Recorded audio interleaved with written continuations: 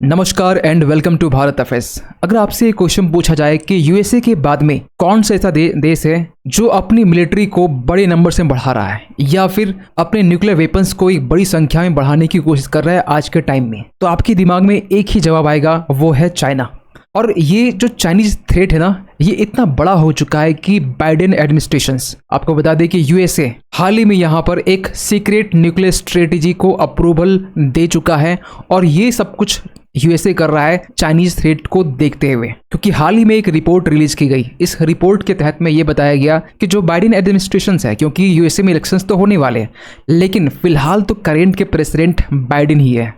ये अलग बात है कि नेक्स्ट यूएसए प्रेसिडेंशियल इलेक्शंस के लिए कमला हैरिस आगे यहाँ पर कैंडिडेट बनने वाली है रिपब्लिकन पार्टी की तरफ से। लेकिन अब जो बाइडेन एडमिनिस्ट्रेशन है करेंटली, ये एक सीक्रेट न्यूक्लियर स्ट्रेटजी पे फोकस कर रही है और इसको लेकर अब ये अप्रूवल भी दे चुकी है। और इसको लेकर दुनिया भर में आर्टिकल पब्लिश हो रहे हैं, जहां पर ये भी लिखा हुआ है कि US shift nuclear policy focus to address rising threat from China's rapidly expanding arsenal. ये अलग बात है कि आज के टाइम में न्यूक्लियर आर्सेनल की बात करें तो सबसे ज्यादा आज के टाइम में रशिया के पास में, उसके बाद में यूएसए के पास में, उसके बाद में चाइना के पास में। लेकिन फिर भी जिस रफ्तार से चाइना आज के टाइम में न्यूक्लियर आर्सेनल्स की जो संख्या है वो बढ़ा रहा है, ये ऑब्वियस सी बात है यूएसए के लिए एक सिरदर्द हो सकता है। और जैसे ही यहाँ पर यूएस की तरफ से अपनी न्यूक्लियर पॉलिसी को शिफ्ट करने की बात आई, चाइना यहाँ पर कंसर्न हो गया। चाइना यहाँ पर चिंता करके ये बैठ चुका है कि अब ये क्या हो कर रहा है यूएसए। और चाइना ओनली कंसर्न नहीं है, चाइना यहाँ पर सीरियसली कंसर्न्ड है। चाइना यहाँ पर कह रहा है कि it is seriously concerned about US nuclear strategy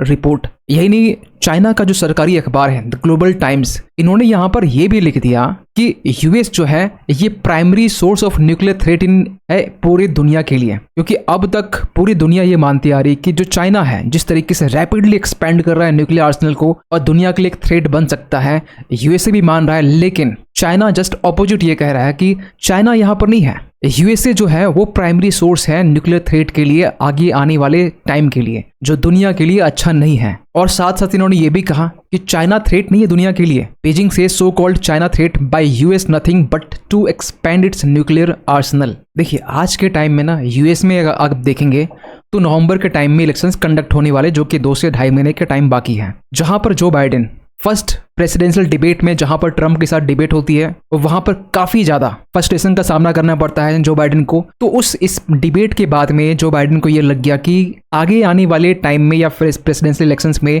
मेरा जो जीतना है वो इम्पॉसिबल है। और ये देखते हुए इन्होंने यहाँ पर जो कमला हैरिस है इसको यहाँ पर नेक्स्ट प्रेसिडेंशियल इलेक्शंस के लिए जो नाम है वो आगे रखा। और इवन कि अब जो नेक्स्ट डिबेट होने वाला है ट्रंप और जो बाइडेन के बीच जो होने वाला था, अब यहाँ पर ट्रंप वर्सेस कमला हैरिस के बीच में ये होने वाला है। और अगर आप पूछेंगे हमसे कि यूएसए अपनी न्यूक्लियर स्ट्रेटजी को शिफ्ट कर रहा है, इसके पीछे कारण क्या है, सबसे बड़ा जो कारण है, आज से 1 मंथ पहले की हम बात करें, मोटा मोटी 1 मंथ पहले की बात करें, पिछले मंथ जब रशिया और चाइना के जो बॉम्बर्स हैं वो चले गए अलास्का के पास में। अलास्का आज के टाइम में यूएसए का हिस्सा है।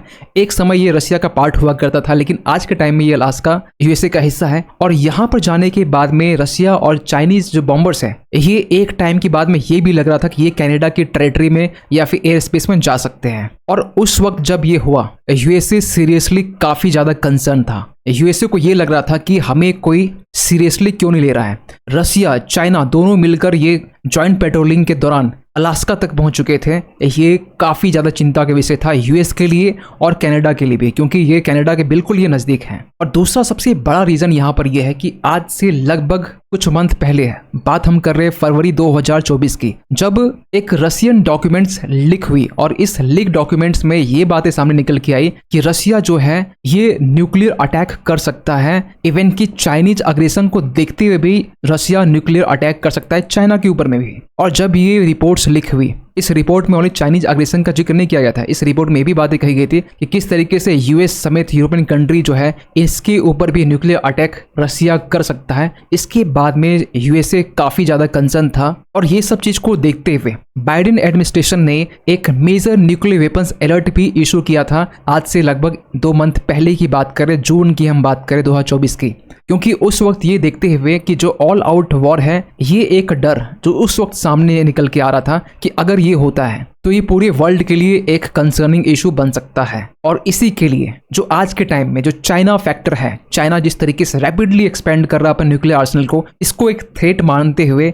यूएस ने अपनी हाल ही में न्यूक्लियर पॉलिसी की जो स्ट्रेटजी है वो शिफ्ट कर दी है। आप पूछेंगे ये किस तरीके का शिफ्ट है? ये शिफ्ट कुछ इस तरीके का है। ये एक वार्निंग है रशिया के लिए, ये एक वार्निंग है चाइना के लिए, ये एक वार्निंग है नॉर्थ कोरिया जैसे देशों के लिए जो हमेशा यूएस के अगेंस्ट ही बोलते हैं, यूएस के अगेंस्ट ही इसकी पॉलिसी रहती है। तो यहाँ पर यूएसए ये कहना चाहता है कि अगर यहाँ पर रशिया, चाइना, नॉर्थ कोरिया तीनों देश कभी फ्यूचर में कभी ऐसी एक्टिविटी कर दी है जो अलास्का जैसे रीजन में पहुंच गई और यूएसए वहां पर शांत रहा, अगर ऐसी एक्टिविटी देखी जाती है नेक्स्ट टाइम फ्यूचर में जॉइंट पेट्रोलिंग होती है और ये यूएस की टेरिटरी को क्रॉस करते हैं, वॉलेट करते हैं स्पेस को, तो वहां पर यूएस अपनी न्यूक्लियर पॉलिसी को शिफ्ट करते हुए यूएस एक बड़ा एक्शन ले सकता है with respect to nuclear attack.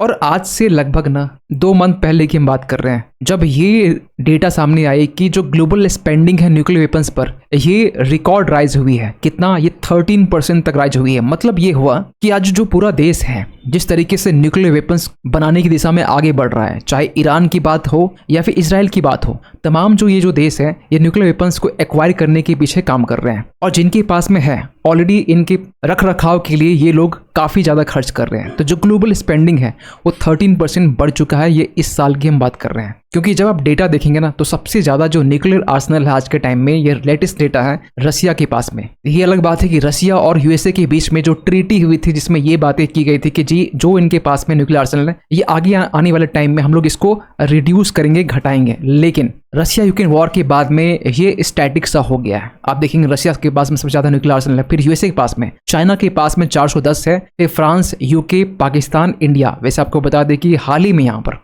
1 month पहले की बात कर रहे हैं, इंडिया के पास भी 171 न्यूक्लियर आर्सेनल यहाँ पर हो चुके हैं, इंडिया अचीव कर चुका है और यहाँ पर पाकिस्तान को पीछे कर चुका है। आज के टाइम में पाकिस्तान इंडिया से न्यूक्लियर आर्सेनल के मामले में 1-2 नंबर पीछे है। इसके बाद देखेंगे इजराइल, इसके बाद देखेंगे नॉर्थ कोरिया। और इन सबको देखते हुए यूएस काफ़ी ज़्यादा कंसर्न है और यूएस ने अपनी जो न्यूक्लियर स्ट्रेटजी है वो चेंज करने की बात की है। और इसी को देखते हुए चाइना सीरियसली कंसर्न्ड है और चाइनीज जो मीडिया है, जो मीडिया आउटलेट्स है, ग्लोबल टाइम्स है, ये लगातार कहीं न कहीं यूएस के अगेंस्ट में यहाँ पर लिख रहे हैं कि यूएस जो है वो प्राइमरी थ्रेट है पूरे वर्ल्ड के लिए, क्योंकि यूएस के पास में चाइना से भी ज़्यादा न्यूक्लियर आर्सेनल्स है। लेकिन इसको लेकर ना रशिया की तरफ से कोई जवाब नहीं आया है, इसको लेकर नॉर्थ कोरिया की तरफ से कोई रिस्पॉन्स नहीं आया, लेकिन हाँ चाइना की तरफ से आया है। और ये ना एक तरफ से सही डिसीजन भी है यूएस का, खासकर चाइना के थ्रेट को देखते हुए, क्योंकि चाइना आज के टाइम में ना जिस तरीके से इंडिया के लिए एक थ्रेट क्रिएट कर रहा है, यूएस के लिए थ्रेट क्रिएट कर रहा है, उसके लिए ये रिस्पॉन्स मिलना काफ़ी ज़्यादा जरूरी है। और इसको देखते हुए ना इंडिया अपनी तरफ से जो